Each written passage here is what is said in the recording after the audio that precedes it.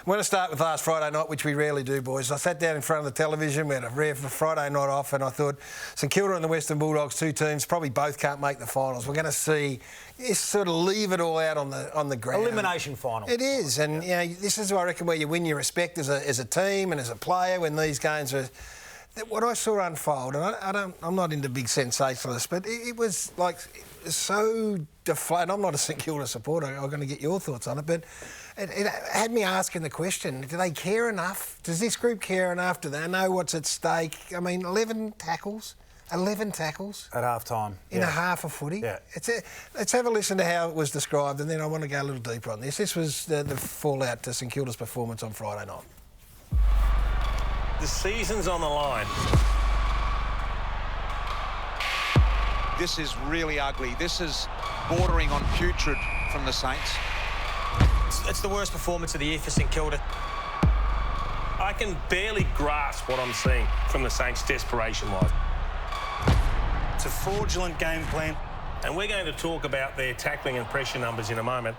They are mind-blowingly poor. From the Saints, this is sub-AFL standard. So as I said, yeah, by Monday these games have been dissected, but I couldn't get away from this. It was so shocking in its execution, and credit to the Western Bulldogs, who were great, and they played in the manner that you'd expect the team to play when their whole year is sitting there in front of them. How do you explain that, Rui? Yeah, well, I think that's the point for the Western Bulldogs, right? Is they walk away from the game having expected a fierce contest, and they were never challenged. So I can't explain it, Gary. I can't explain what's happened to a team that was 8-3 and has been able to reel off one win in the last 6 games. But take the win-loss away, it's what it looked like on Friday night. You mentioned 11 tackles in a half of footy. This is a side that, at their very best, they talk about pressure. They talk about the value they put on pressure and role-playing, particularly in that front half, and that's where their great opportunities come from. They don't value pressure like they have potentially in the past. Well, that's because you can't value pressure and dish up that sort of effort. That was concerning, really, when you listen to Brett Ratton in the post-game press conference. Their main focus, or their only focus for the week, was pressure. The emphasis on pressure coming into the game. Now, they haven't delivered that against Essendon a few weeks ago, haven't delivered against Sydney recently, and obviously on Friday night. But when the coach is imploring pressure, that's concerning for me, and they deliver that. Yes. That's an all-talk footy club then. I'm sorry, but that's... We will talk, we will tell you that this is what we are going to do, and we don't have the ability to go and enact it. And that's a damning indictment of a footy club. Yeah, well, it's a side that when we think about how they look at their best, it's forward pressure, it's turning the ball over in really good spots, and then it's getting really good looks going back the other way. But even the frontline pressure didn't exist on the weekend, but even...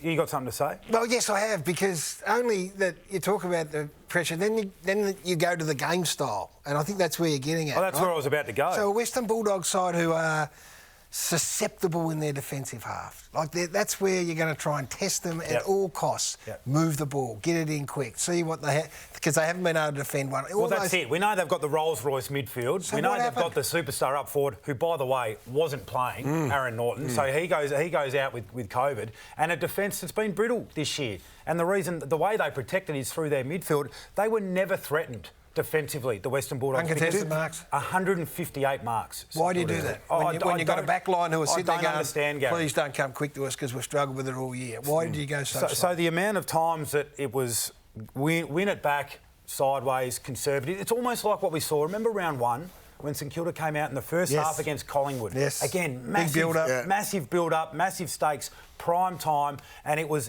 a passive effort with the football. Non-threatening, happy to just let the game flow out. That's what it looked like again on the weekend. Did they think it was their best chance to be able to apply pressure by going slow and not turning the ball over in bad positions? Do you think that was the reason? I'm not sure. But it's either a flawed strategy or non-adherence to whatever the strategy was. So answer me this then. At half-time you go in, right? So your season's crumbling before your very eyes. The coach, he knows better than us what they've just served up.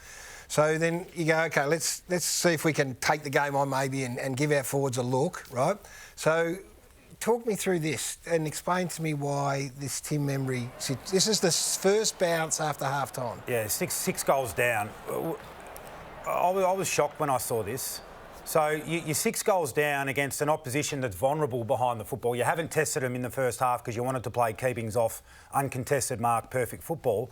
And then you send one of your forwards to start the second half when no side has momentum because you're coming off half-time behind the football. I don't understand what that's about. So the flow-on effect... So all of a sudden you've got 5 forwards, 4 to the ball, and you're 6 goals behind playing catch-up. All that will help you facilitate is 156 uncontested marks because you've got a spare behind the ball. And then you got your generational key forward then of all of a sudden they're trying to isolate, trying to get him a one-out look. He's now got, 2v1. It was worse than a strange night because of the reasons we've talked about and everything else. Credit to the Dogs because the Dogs did what they had to do. The Dogs showed up in what was, we built it as an elimination final. We heard Rats before the game. He didn't want to lead to it as that, but they knew the stakes. They knew what a big game it was, and one side showed up and one side. And that just on that memory move, right? I know it's only a little thing. You brought my attention to it. That it speaks to a defeatist attitude to me. That's not seeing as an opportunity to come and win. That looks to me as an opportunity. I get it in the throes of the game when you've lost momentum. Late in the game. And memory does it as well as any player in the competition. But this is after half-time. You've got to go out and win these games. These cutthroat games. You've got to go out and win them. You need to take a leaf out of Cam Smith's book. You've got to go and win the tournament.